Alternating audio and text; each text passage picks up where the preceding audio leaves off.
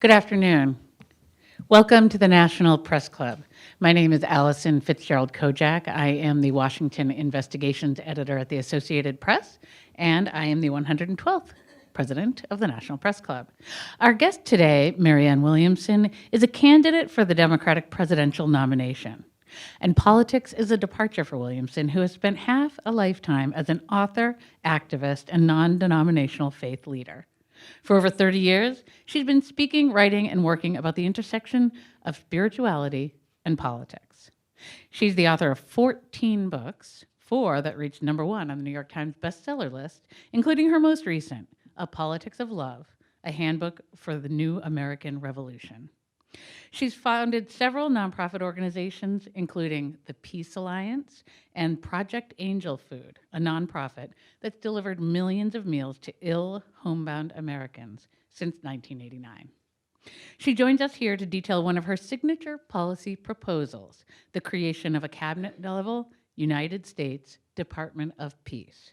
Please join me in welcoming to the National Press Club, Ms. Marianne Williamson.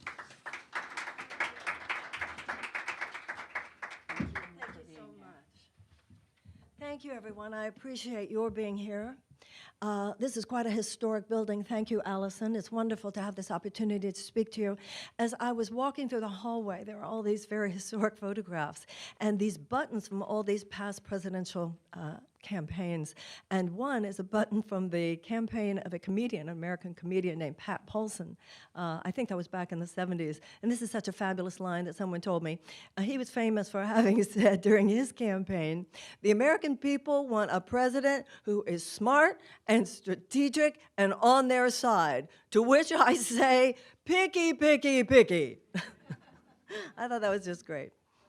The truth of the matter is, as much as political humor is a long part of the American historical landscape, all the way back to the beginning.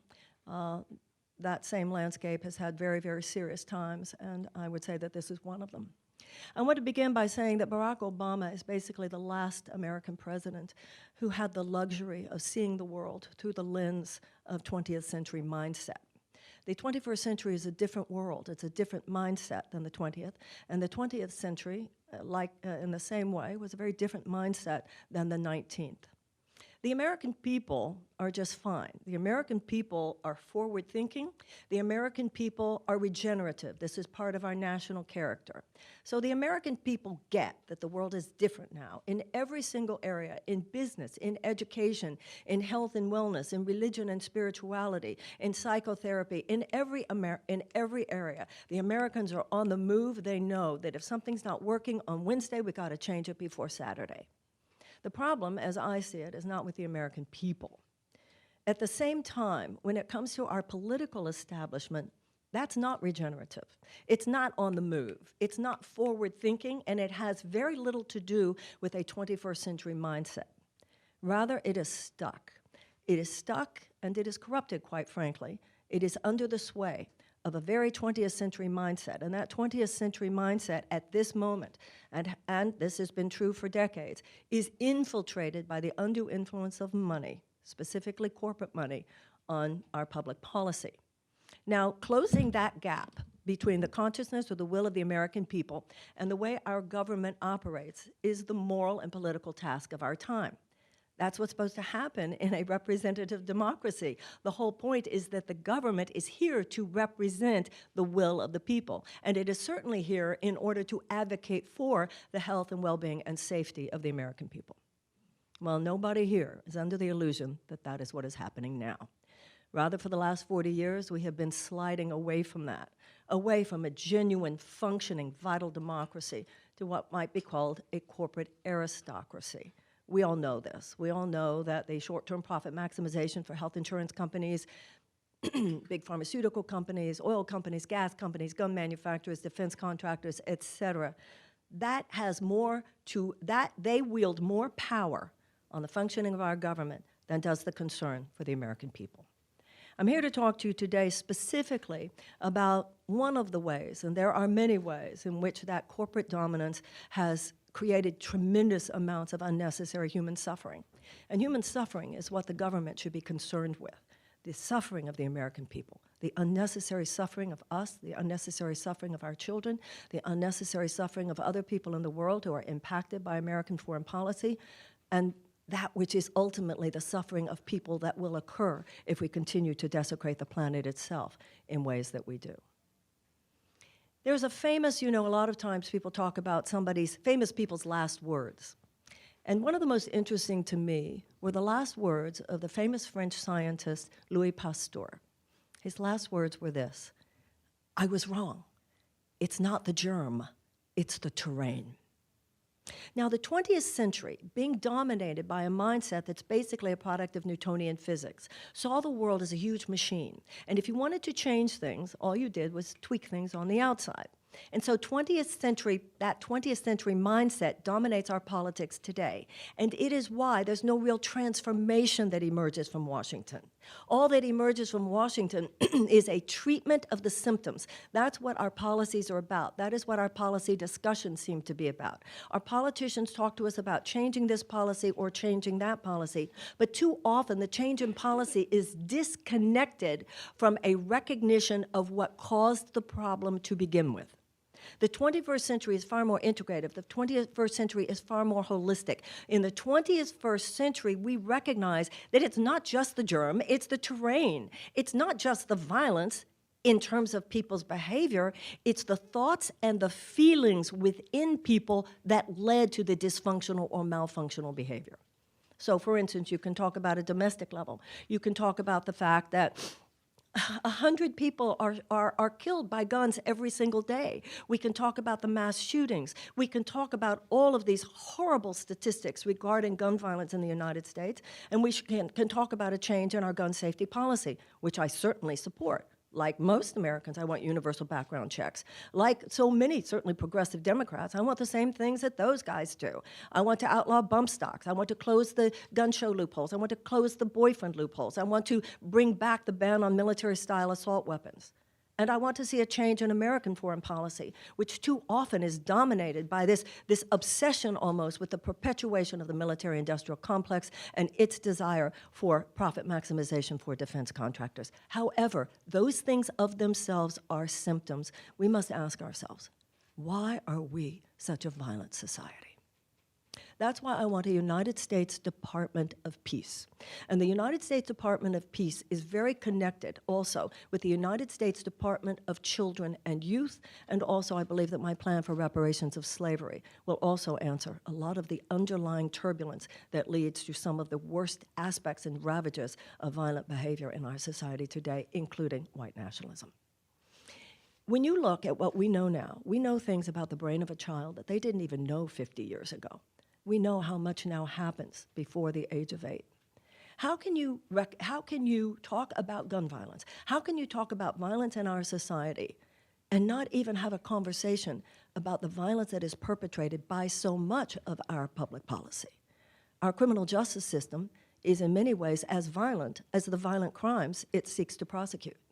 Our food policies are violent in how many contaminants are in our water, how many toxins are in our air, how many carcinogens are in our food. Our environmental policies are essentially violent in how much violence that they allow to be done to the earth on which we live. Our educational policies are in many ways violence, in the sense that if you are withholding a high-quality public school education from any child, particularly given the fact that when that is withheld, it is due to the fact that that child wasn't lucky enough to live in a rich neighborhood, and we have the audacity to base our educational funding primarily on property taxes, that is a passive form of oppression, and that is violent. For that matter, poverty is violent. For that matter, hunger is violent. So this idea that we're going to deal with violence, by building more prisons, we're going to build with fixed violence by having tougher gun safety laws. Ladies and gentlemen, we have to look in the mirror as an American society and realize we will be violent until we decide to be nonviolent. All that darkness is the absence of light, and all that violence is the absence of peace. The question for the American people is, are we willing to declare peace? Because if we are willing to declare peace, then we have to take a really good look at the fact that there were 45 million impressions of violence against children last year alone on the internet. if we are seriously interested in dealing with the terrain out of which societal dysfunction and malfunction arises, we need to deal with the fact that 13 million children in America are hungry, that 100,000 children in America are homeless, that almost a third of the American people live in conditions that are near poverty. That is violent. This is where the seeds are, ladies and gentlemen. We should see and we should factor into both our domestic and our international policies the fact that large groups of desperate people are a national security risk. When you have large groups of desperate people, don't go acting like you just have no idea where all that violence came from. Because if people experience violence in accumulated layers of human experience over and over and over again, all that anybody has to do is to look in the profiles of most of the violent perpetrators who are in American prisons today, and you will see what a high number of them were were the victims of violent abuse when they were children. That's why I want all of the issues that we know actually dismantle violence to be brought to the fore of American domestic policy. Conflict resolution, restorative justice. We need trauma-informed education. We need community wraparound services. We need mental health services, not only for our children, but also for their families. We need mindfulness in the schools. We need anti-bullying. We need violence prevention in the schools. Washington doesn't look underneath the waterline. It talks about policy, but it doesn't talk about people. The next time a bunch of congressmen or senators are taking one of their jaunts to the Middle East, which I certainly support, but I would like them to take another jaunt, I don't know, maybe to the inner city of Los Angeles, or to Chicago, or to Gary, Indiana. 40% of all of the girls in the public schools of Chicago are deemed to have a form of PTSD. PTSD that is considered no less severe than the PTSD of returning veterans from Afghanistan or Iraq.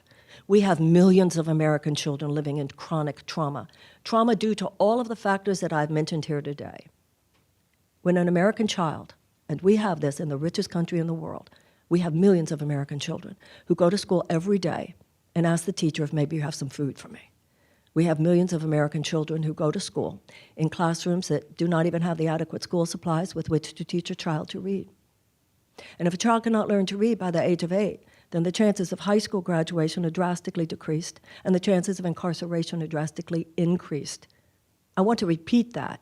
The chances of incarceration are drastically increased. Now, we will then perhaps be incarcerating that person for what they did, but isn't the original question what we did? That is why America needs to look in the mirror. The same is true internationally as is true domestically.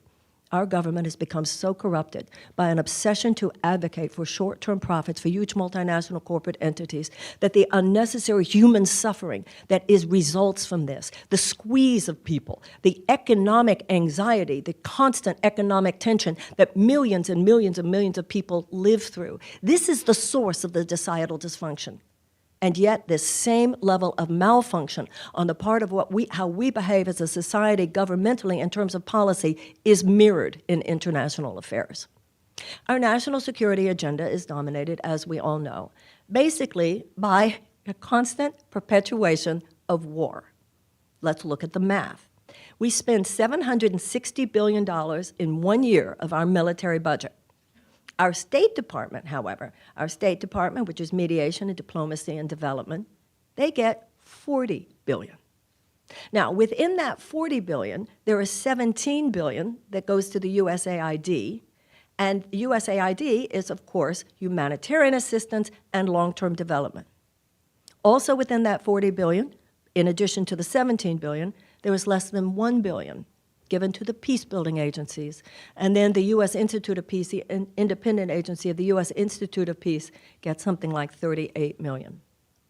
Now, there are 4 factors that constitute what we call peace-building. And a lot of people don't seem to understand what peace-building is. The truth of the matter is that peace-building it exemplifies skill sets and expertise just as sophisticated, just as important, and in many ways, given some of the places where these peace builders are assigned, take just as much courage. There are 4 factors to peace building, which, when present, statistically mean there will be a greater incidence of peace and a lower incidence of conflict. Those 4 factors should not surprise anyone.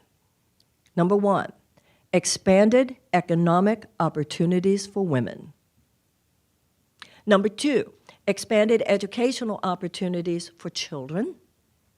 Number 3, a reduction of violence against women.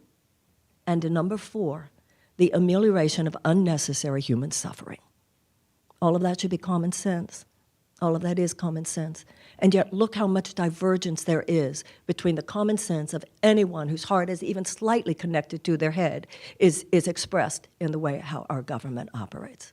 We should see large groups of desperate people, whether we're talking about a corner of an American city or a corner of a far-off country in the world. Large groups of desperate people are a national security risk. Large groups of desperate people are a risk. Why?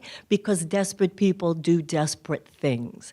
Desperate people are more vulnerable to ideological capture by genuinely psychotic forces, whether it has to do with gangs in America or it has to do with terrorist organizations somewhere else. And that is why if I'm president, when elected president of the United States, I want a United States Department of Children and Youth to deal with the horrendous need that we have for a massive realignment of investment in our children. That is the only way to have a peaceful future. And I want a United States Department of Peace in order to coordinate. In both cases, these departments are basically coordinative. We already have the experts in peace building. We already have the experts in social work. We already have the experts in early childhood. We already have the experts in international affairs, people who know the humanitarian assistance that is needed, the expansion of opportunities that are needed. It is simply that this is not what we fund. How can you compare $760 billion to the military and less than $1 billion that is given to our peace-building agencies? It's not so much that we need to bring in new people, ladies and gentlemen. It is that we need to coordinate among the agencies that already exist. And the United States Department of Peace will do just that. The U.S. State Department, the peace-building agencies, the USAID, the long-term development, the humanitarian assistance, all of this should be given equal weight to military.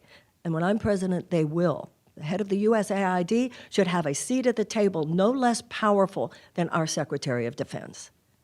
We need the equivalent in global society of what already exists in health and healing, the health and wellness space. We've long past evolved beyond the idea that you didn't have to take care of your body, you didn't have to take care of your diet, you didn't have to take care of your nutrition, you didn't have to take care of your illness, and then when sickness arises, which it almost inevitably will, you can just go to a doctor and through allopathic external means hope that the doctor can suppress or eradicate the symptoms. We don't look at healing the body that way anymore, and we shouldn't look at healing the society or the planet that way anymore either. And so we need to cultivate peace, not just be prepared for war.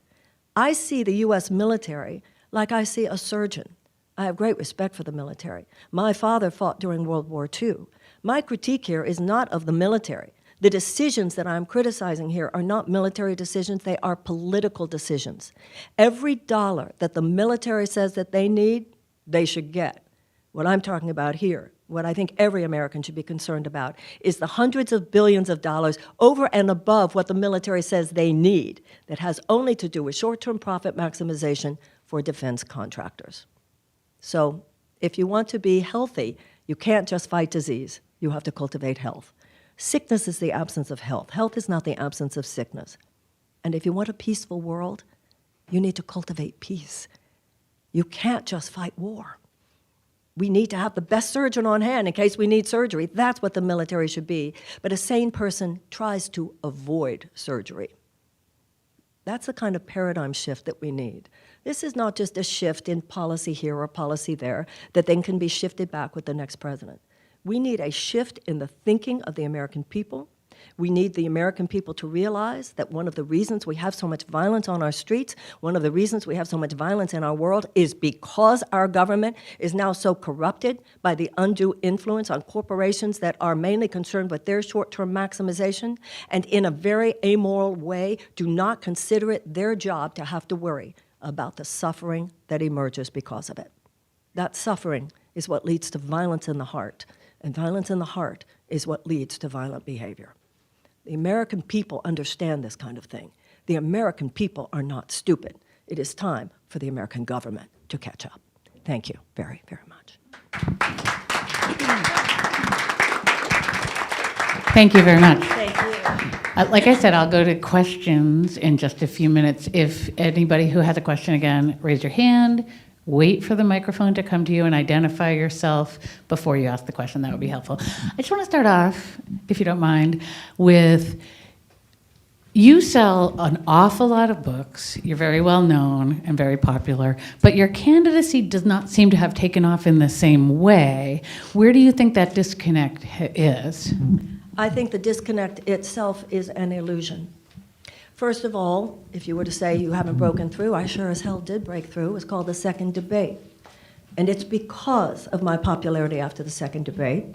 It was because of the fact that I was Googled, and more than any other candidate in 49 states, that the political hits began. And everybody in this room knows what that means. You know what a smear is. Let's not act as though we don't know what that means. The illusion, she's anti-medicine, anti-science, neither of which is true. Crazy, dangerous lady, neither of which is true. What you heard today, however, are my ideas, which are indeed disruptive to the status quo. And those who are so attached to the perpetuation of the status quo saw me, and they went, uh-oh, and within 3 days, the smears began. People can see that. So people have continued to come to my talks. People have continued to donate to my campaign. You know, it's interesting because in the last election, the Democratic Party was gobsmacked by the success of Bernie Sanders. The Republican Party was gobsmacked by the success of Donald Trump because neither one could see beneath the waterline. I would think that the Democratic Party would be happy with the fact that I bring so many people who have not been involved in politics before. But when those polls are done, and they're polling likely Democratic voters, people who come to my lectures and my talks and my campaign rallies were not necessarily people who voted in past Democratic primaries, many people who are Republican, many people who are independents. And I also remind you that there will be millions of people voting in this next election who were not even born in the 20th century. So I think first there was an illusion and a mischaracterization of who I am that contributed to the ways in which I have not broken through, and there are other ways in which I sure as heck have broken through, and the same system which would like it not to be true is pretending that it isn't happening. Now, you just came back from a trip in Iowa. Can Yes. you talk a little bit about the reception you've gotten there? Well, it's so fabulous. You know, when you're in the early primary states, and I'm sure many of you are journalists who are spending time during campaign seasons and probably have for years, it's a real honor to be in Iowa, in New Hampshire, in South Carolina, in Nevada. You know, the things have changed in California now with the early voting there, but I don't get that the average Californian has really integrated that into their thinking in the same way. There are two different political universes. One is the pundits and the polls and the money and the corporate media and the DNC and all of that. That's one universe. And here in Washington, you know all about that. But then there's another political universe that many of you know about as well because you've traveled to these states. And that's what's actually going on the ground in Iowa, in New Hampshire, in South Carolina, in Nevada. And there it is so profound, actually. People in those states know, Iowa specifically, which is what you're asking about, they have the power. MSNBC actually doesn't have the power. CNN doesn't have the power. If Fox doesn't have the power, DNC doesn't have the power, except insofar as they are able to manipulate the views of people in those states. Political establishments, such as political parties, should facilitate the process of democracy, not dictate the process of democracy.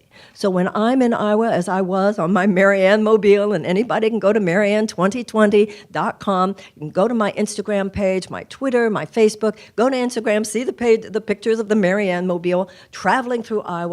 People in Iowa are very smart. They know how much power they have. They know the issues, and they're not concerned with all the hoopla. They want to hear what you've got. And people are showing up. People are listening.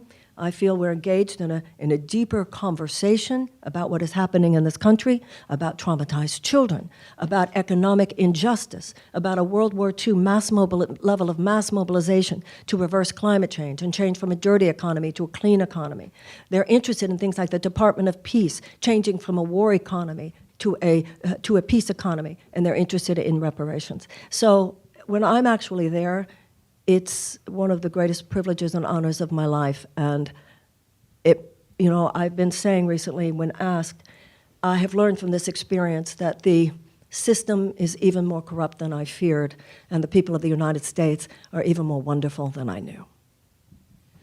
So on that, you were not on the debate stage the last time, and you have been very critical of the DNC for the way that they've run this and just their role in the election. Can you talk about what you think is wrong with their method of managing the debates? When you say I was very critical, I don't know about very critical. Somewhat critical, definitely. I just read an article you wrote. Yes, and I'll be glad to articulate that. And as I just said, I think it's the purpose, it should be the purpose of the DNC to facilitate American democracy, not to dictate American democracy. Let's not forget, the Constitution does not even mention political parties, and George Washington warned us against them. To the extent to which they are appropriate, and I believe they are appropriate, they should take a back seat. They should be serving the political process, not in any way dominating the political process.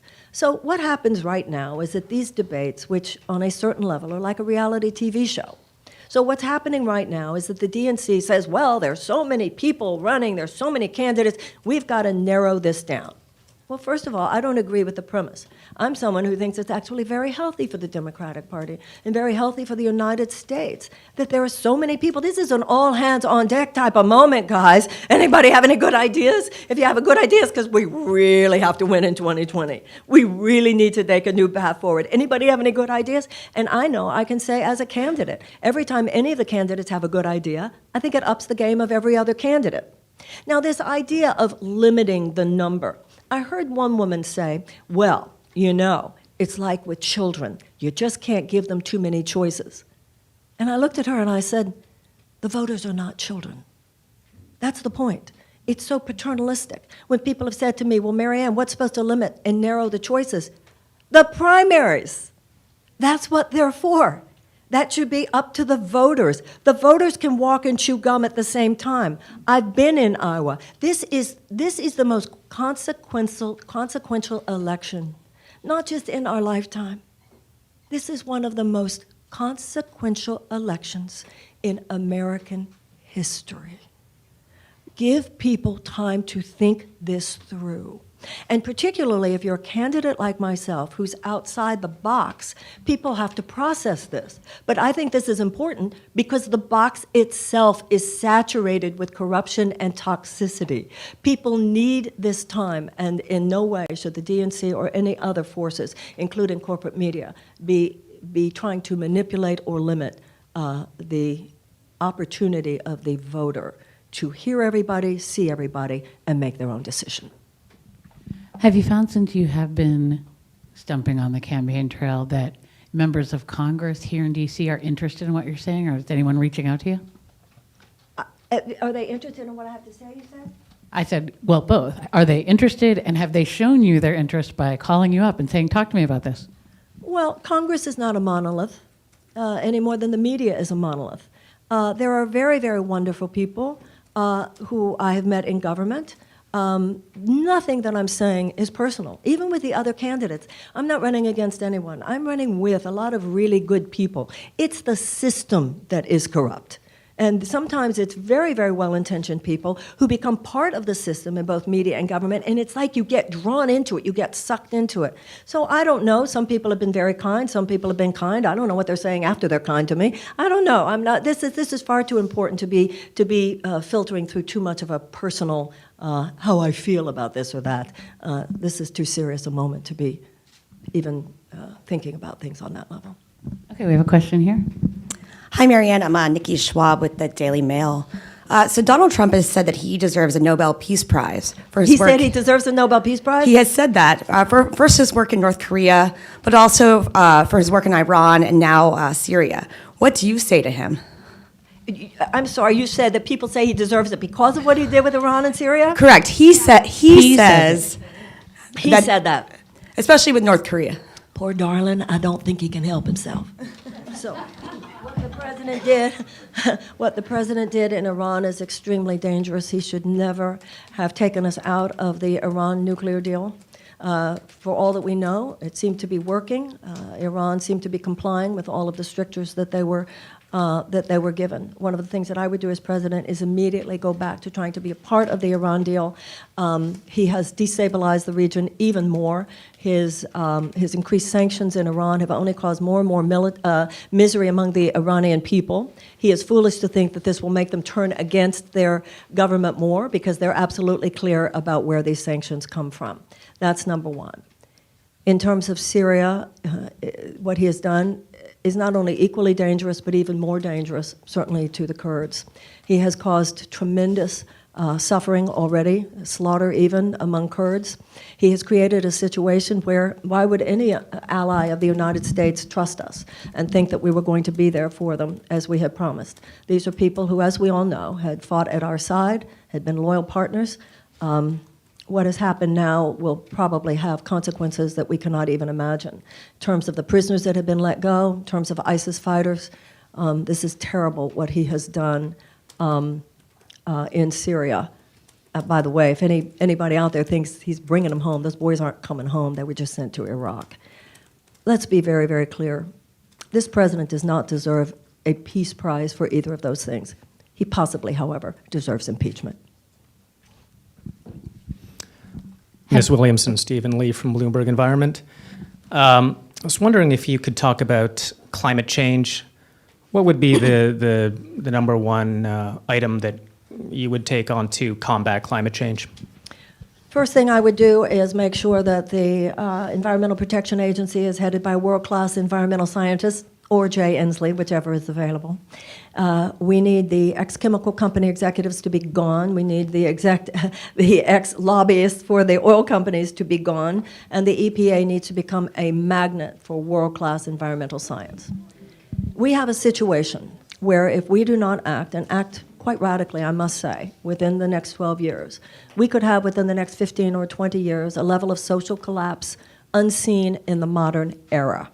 We could be on the way to a situation in which whole swaths of countries, possibly even whole swaths of continents, are uninhabitable because of the heat. Then that means, of course, that food cannot be grown there. That means economic collapse. It means massive food shortages, and it means levels that could possibly be up to the hundreds of millions of environmental refugees. Right now, we already have a terrible environmental crisis, over 63 million people who have been displaced. You think there's an environmental refugee crisis now, just wait to see what would happen then. We need nothing short of a World War II level mass mobilization to reverse climate change. Not only do we need to sequester the carbon, we need to reforest, we need to develop new forms of clean energy, and we also need to deal with that animal factory farming, because even if we did anything else, we would still have the same level of problem because of the nitrous oxide and the methane if we do not deal with that. Now, it's interesting on this because a few years ago we were all talking about the Paris Climate Accords, and we were saying, of course, a Democratic president has to get back into them. That today seems almost quaint. That's like only step one. And now we're going through the same kind of transition regarding the Green New Deal. Rejoining the Paris Climate Accords are the least of what we need to do, and now, to be honest, a Green New Deal is almost not just the least of what we need to do, but that of itself will not go far enough. We need an enrollment unlike anything we have seen since World War II. There are two main issues. First of all, the people, the institutions, and the industries that have done industrial scale harm to the earth, we need those industries to now help us do industrial scale repair of the earth. And we have to admit, there was a time when the use of fossil fuels, people didn't know, and it did not seem illegitimate at all. We would not have fought World War II without the use of fossil fuels. So it's very important that this be a just transition.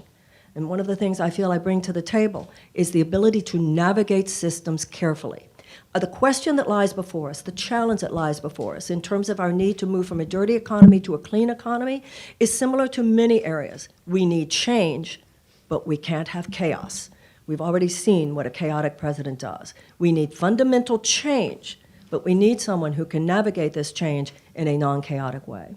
One of the things that this has to do with is a genuine and tender respect for the thousands and thousands of people who now make their living in fossil fuel-related industries, so that they understand they have a president who has their back. We need your creativity. We need your research and development. We need your manufacturing skills. They need to be repurposed, but we're going to do this carefully, and we're going to take care of each and every one of you so that this transition not only serves the country, not only serves the planet, but also serves you.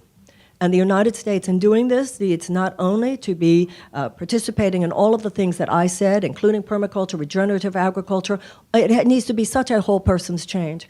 We need, in this area, as in so many areas, for the United States to become a leader once again in doing the right thing. Ben Jacobs from Jewish Insider. You've been critical of U.S. military intervention. Which times do you think the U.S. has intervened militarily in past decades, or some things that you approve of and things where the military was used correctly?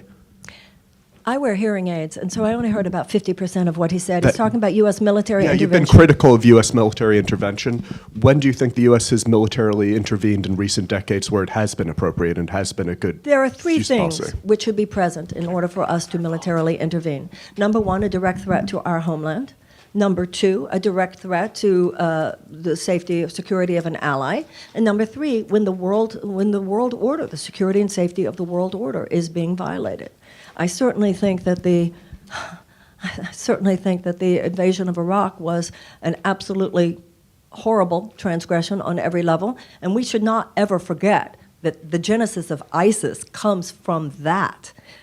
I believe, however, for instance, this is not one that did happen, but one I think that should have happened during Rwanda. When after Bill Clinton left office, he made an apology and said that one of his sorrows and regrets was that he had not used military power to help the people in Rwanda, and I think I would have. I'm certainly not a pacifist, but I think that the use of the American military should be along the same core principle as all other public policy.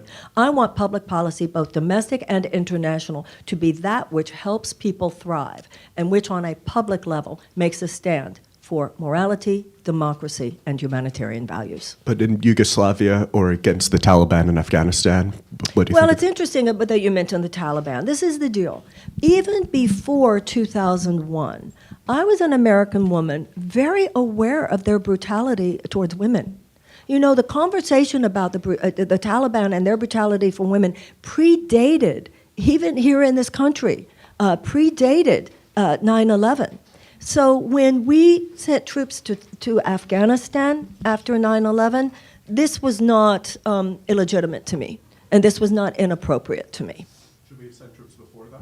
Pardon? Should we have sent troops before that? What before that? Should we have sent troops before that? Probably not. But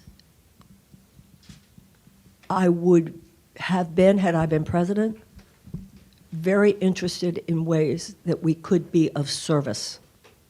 There are a lot of ways the United States can exercise power short of military intervention.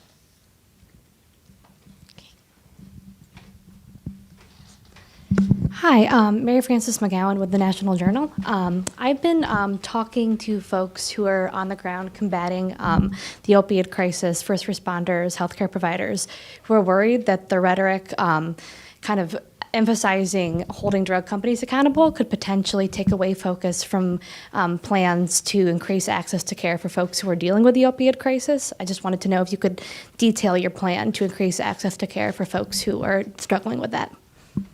So she said that talking about the opioid crisis and the current sort of zeitgeist to hold drug companies accountable, maybe taking away from access to treatment and care for people who are actually suffering. Can you just talk about your Let's be plans? really clear here. The United States has got to stop enabling and protecting Big Pharma. predatory practices on the part of big pharmaceutical companies, at what point is this going to stop? We now have attorneys general throughout this country who are prosecuting executives who are known to have practiced predatory terms in order to over-manufacture and allow for the overprescription of painkillers. We know this. These people are being prosecuted. And even now, it's fascinating to me watching the settlements that are happening and how basically small these settlements are compared to what they should be. The Sackler family alone. So I am really not sitting here playing a violin, really worried about what is happening to Big Pharma. Big Pharma has a very, very important function in this country. We need painkillers, but that doesn't mean we should just allow them to do whatever they want. For that matter, we need to fly, but clearly we shouldn't have allowed Boeing to just do whatever they want. There are a lot of areas, not just with the FDA, with the Centers for Disease Control, with the EPA, and with the FAA. We need to remember that these agencies were established to advocate for and protect the American people against overreach by corporate entities who, when unfettered by government regulation and serving only their own short-term profit bottom line, can hurt people. So no, I'm not concerned. I'm concerned for the larger issue of making sure that pharmaceutical companies are serving the American people before they are serving their own bottom line. What about if the focus is on holding drug companies accountable, does it get taken away from treating people who are suffering from addiction? No, I name a way that it would. You never have to worry that doing the wrong thing, you having integrity, having legitimate regulation is going to hurt people. It's the lack of integrity and the lack of life-saving and life-serving regulation that hurts people. Hi, Ms. Williamson. I'm Chrissy Clark with The Federalist. I was wondering if you had any actual dollar amounts on how much you plan to allocate towards your Department of Peace? For the Department of Peace? Yeah. Well, first of all, the first thing we need to do is sit down and look at all these pieces. Because remember, a lot of it is coordinative. A lot of it isn't bringing in new things so much as is coordinating things that are already there. So I'm not sure. I'm not sure that it would cost much of anything.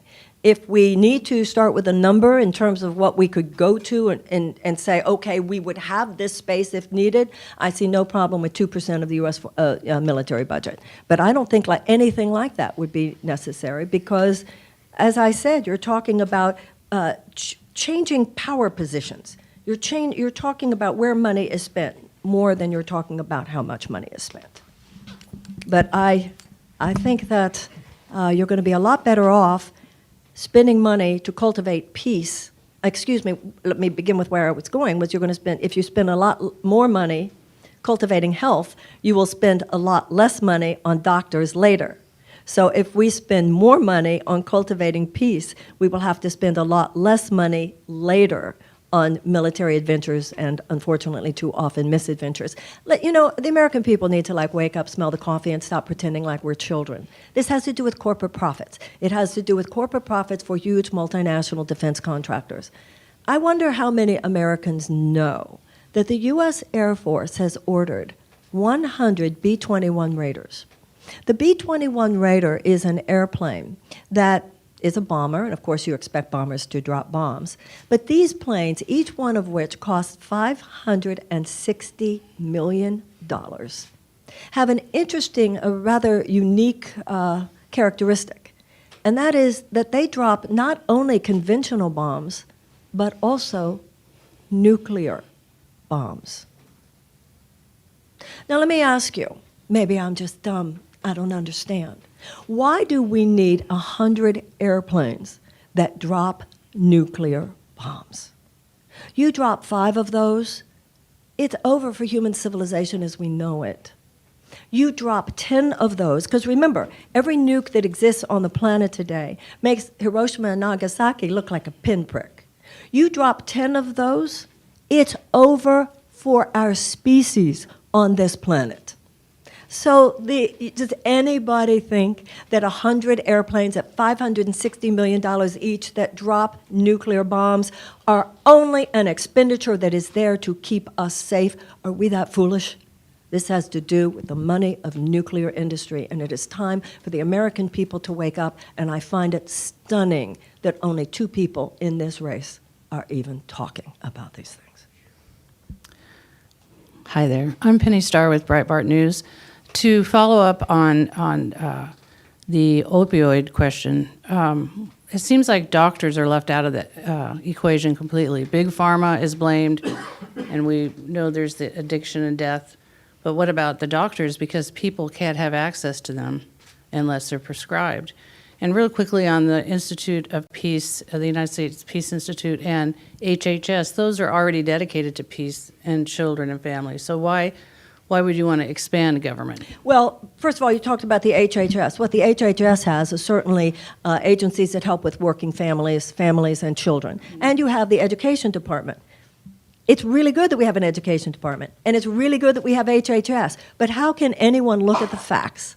How can we look at the infiltration of the foster care system by the sex trafficking industry? How can we look at the fact that we have 3 million children that we know of who were violently abused last year alone? How can we look at the fact that 13 million children are hungry? How can we look at the fact that we have so many American children living in constant trauma due to the factors that I've mentioned here today and say, oh, well, we got to handle. HHS is fine and the education department is fine. Clearly, we need a massive realignment of investment in the direction of our children. And just like we put together the Department of Homeland Security, because we knew that there had been a tragic problem on 9/11 because the FBI and the CIA weren't conversing, we need a much more holistic view of what's going on, the threats and the vulnerabilities of America's children. And as president, I want to sit at a table with all of those agencies as well as all of the people, many of whom I meet throughout this country, who, as I said before, are social workers, early childhood educators. What you were saying a couple of moments ago about the doctors being left out, that's true as well with our policies regarding children. Teachers are left out. Social workers are left out. It's same is true with our trade agreements when workers are left out. This is all backroom deals these days, where a bunch of people who are paid hundreds of thousands of dollars by corporate donations sit and talk to lobbyists and lawyers representing these multinational corporate entities, and they come up with policy. If I'm president of the United States, those days are over.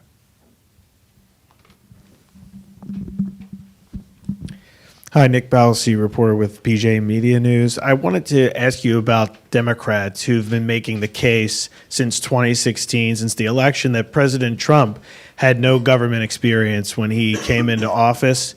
How do you respond to Democratic voters who are possibly making the same case about your candidacy? I don't see the problem with the president as his lack of experience. I see the problem to be his lack of ethics and his lack of visceral taste, apparently, for democracy itself.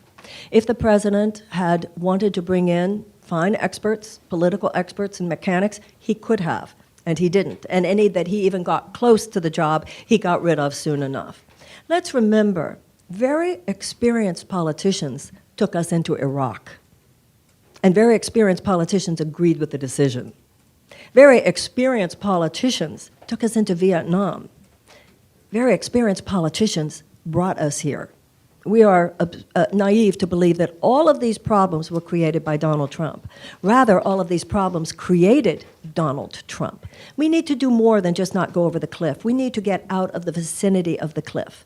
And so the kind of experience that is represented by political expertise, while I admire it and respect it, and certainly see the need for it in any successful administration and governance, there's another kind of experience and another kind of qualification that I bring to the table that I believe is lacking in other candidates.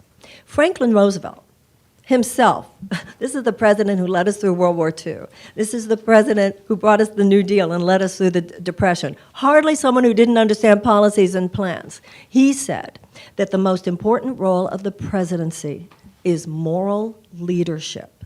He said that the administrative aspect of the presidency is secondary. Do we need political experts? The Democratic Party is filled with them, and of course we need them there. But in the president, we need more than a great car mechanic. We need someone who can discern what road we should be on, and that is what I bring to the table. So my name is Amr Gohar. I am with 17 News. I'm here. Yes, thank you. Okay, so I want to go back to the Iran subject. Clearly, that the Iranian attacked the oil tankers in the Gulf area, and they attacked the Saudi Arabia. You mentioned that you will go back and sit down to the table and negotiate with them. President Obama, he did the best that any president could do. He sent them like an airplane full of money. I think he said like $1.8 billion to the Iranian, and he was the easy as any president could be. And the result for that, they still work on the nuclear weapons and stuff. So I just want to hear from you, like, why you want to take it easy on the Iranians. Normally how I would do this, but I'm not, simply because of the television cameras. I would normally be walking up to the person, and I would be able to hear you sing. So I'm sorry, I did not hear what that gentleman said. Can you tell me, Allison, please? Yes, he asked about you saying that you wanted to sit down with Iran or get back into the Iran nuclear deal. He basically is saying that the President Obama was very easy on Iran. Iran then went and bombed Saudi Arabia and bombed oil tankers. So why would you want to go back and negotiate with them again? Well, first of all, those bombings that you mentioned came after we exited the Iran deal. So there's no direct connection between our being in the Iran deal and those bombings. I think that President Obama and former Secretary of State John Kerry would admit that it wasn't as far as we would have liked to have gone, but it was the beginning. You know, when you're talking about diplomacy with other countries, particularly countries who are in many ways adversaries, you don't enter the room expecting to necessarily get everything you want, but you expect to get the best deal possible. And I think that there was pretty much of a worldly consensus among the Western allies and those who were part of that deal, that we got the best deal possible. And as I said before, the Iranians, for all we know, were complying with their part of it. What the president has done by leaving, this is what has destabilized the region more, including those bombings that you mentioned. Those bombings occurred after the president left the Iran deal. Hi, Ms. Williamson. Yes. Emerald Robinson, One American News. I want to go back to what you said about moving away from fossil fuels. Yes. And that there's alternatives for these people in regions that are reliant on that industry. You said their creativity, their value could be used. There would be a way to find work for them. I'm from one of those areas. They felt like the Obama administration was very hard on them, and there wasn't economic opportunity presented as they went against fossil fuels. Clearly, Hillary Clinton did not help herself in West Virginia with her comments on it. They feel like people make these promises, say that we'll find you other economic alternatives. It's a very hard thing to do. I've talked to a lot of leaders in those regions about how do you do that? What are alternatives?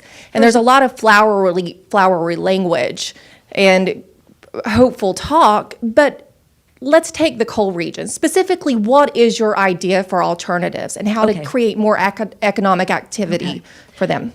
First of all, your point is very well taken, but I'd like to deconstruct it if I might.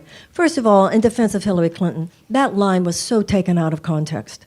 When she said we're going to take a lot of jobs away, you listen to the whole thing she said. She was talking about that as part of a larger conversation about what we needed to do. In terms of President Obama, and not just President Obama, but the left in general, I believe, and this is not just regarding the subject you mentioned, I think it's regarding a lot of things. There has been what has come across to many, many people, an arrogance and an elitism, and what has appeared to be a lack of concern for the short-term, for the collateral damage that might be experienced by thousands of people who need to put food on their table to feed their children. And I don't even think that they've come up with flowery language. I think they've come up with very perfunctory language that has made a lot of people feel dismissed. I'm not. Notice that I even said, one of the reasons I feel I'm the good person for the job is because I don't have this combative attitude so much as I have a cooperative attitude towards, as I said, industries that have done industrial scale harm that we need to do industrial scale repair. You know, Martin Luther King said you have very little morally persuasive power with people who can feel your underlying contempt. Now, I led with the need. To me, when I talked to you about it just now, I led with that need. The American worker in every situation, whether it has to do with trade, whether it has to do with a just transition or anything else, deserves to feel that the American people have their back. And I feel, even if, first of all, when you ask me what industries, there is so much money to be made. There are so many jobs to be created greening this country, whether it has to do with solar, whether it has to do with wind, whether it has to do with reforestation, whether it has to do with regenerative agriculture, whether it has to do with planning for floods, whether it has to do with wetlands and management. There are plenty of jobs. I don't think the issue is that there are not plenty of jobs. The issue is what you just said. And I'm very sensitive to the issue, and I think you're right. And that is a conversation on the part of the American president that we take managing this transition in a way, as I said earlier, is about change but not chaos. And I actually use the phrase tender respect. I feel that, and I believe that people hear you on the level that you speak from. And I think people hear me when I say that because I mean it. Hey, Marianne, Matt Purdy, Breitbart News. Good to see you. Start the second debate. Would Hillary Clinton be a part of your Department of Peace? If so, or if not, why? You know, I don't agree with Hillary Clinton about everything, but I don't want to be drawn into this piling on of Hillary Clinton that should offend every American woman.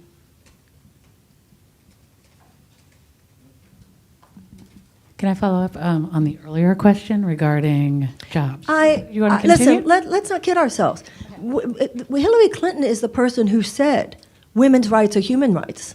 Remember when she went to China and made that now legendary statement? Hillary Clinton has spent a lifetime working with issues around girls and women around the world. In fact, if anything, I believe that a mistake she made in her presidential campaign was that she didn't talk more about that. So even though I do not agree with Mrs. Clinton about everything, I was a passionate Bernie supporter. Although once the primaries were over, I absolutely supported Hillary Clinton. I was one of the first people to tweet in support of Tulsi Gabbard the other day. However, I think that all of us have a lot to be grateful for in terms of the service that she's giving to this country, and particularly on issues of peace building, soft power, development of soft power.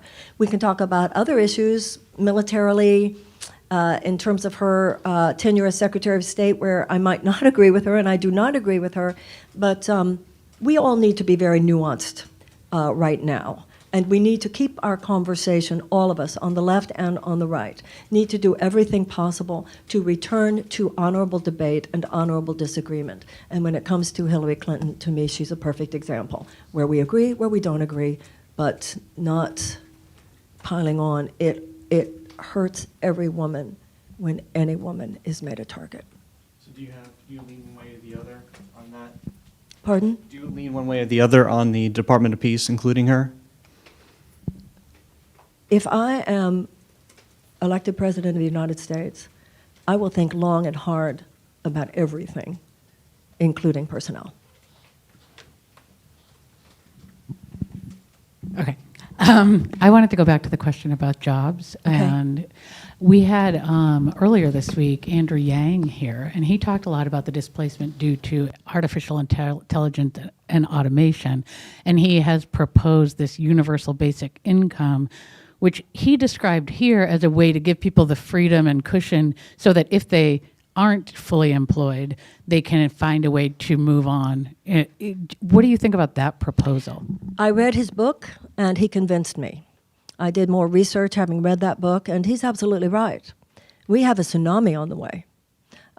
There are 9 states, for instance, in the United States, in which trucking is the primary industry. So let's say somebody's been a trucker for 4 decades. And then what happens is what, in fact, is going to happen. We're going to have driverless trucks. What is that trucker supposed to do? I mean, this is in industry after industry after industry. And the more you read up on this, the more you realize that a lot of us who might think, oh, well, my job couldn't be replaced by automation, don't kid yourself. You know, no person should live only for themselves, and no generation should live only for itself. We have such short-term thinking in pretty much everything regarding our public policy. We need to think about what's coming down the road 10, 12 years from now. That's why I agree with him about universal basic income. I'll tell you who else wanted a universal basic income, which is a fact that just blows my mind. Milton Friedman, the main articulator of trickle-down economics, he himself said none of this will be safe without a universal basic income. The idea of a universal basic income is not something new, and I agree with Andrew. Also, I want to say something else. I have mentioned here already today that I believe that all domestic and foreign policy should be built around the core principle: what would help people thrive? Tense, anxious, stressed people are not at their best. They don't have time and energy and bandwidth to be there for their lovers, for their friends, for their partners, for their children who want mommy or daddy to read a bedtime story to them before they go to sleep at night. They don't have the bandwidth or the energy to be there for their children and to really participate in family dynamic the way they might. They don't have the happiness and the stress-free ability to be good employers and to be good employees.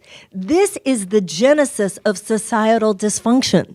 This is the genesis of societal malfunction. And malfunction is what happens when dysfunction has become so badly that you're talking about self-destruction here.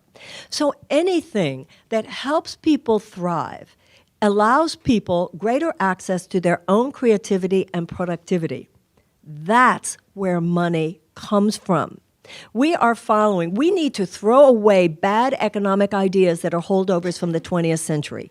Money is not produced by a bunch of corporate aristocrats who drop crumbs from their table in the form of job creation. Money is produced by people spreading their wings, living their dreams, manifesting their God-given potential, being their creative and their productive best. That's when they start companies. This is why we should have universal health care. This is why we should have free tuition at state colleges and universities. This is why we should cancel these college loans. How many of these $1.5 trillion college loan debt, how many of those hundreds of thousands of people would love nothing more than to have access to $2,500 so that they could start their website and get all they want and get going? They just want to be part of the game, and we're leaving them out. So to me, anything that helps people thrive helps create peace and helps create prosperity. Okay, we are now out of time. I know there are more questions. I think Ms. Williamson might be available to talk on the side if you need. But before you go, we'd like to present you with National Press Club Coffee Mug. Thank you. It is a very, very highly sought after. Thank you. Thanks Thank for you being so much. here. Thank you, everyone. I appreciate it. Thank you.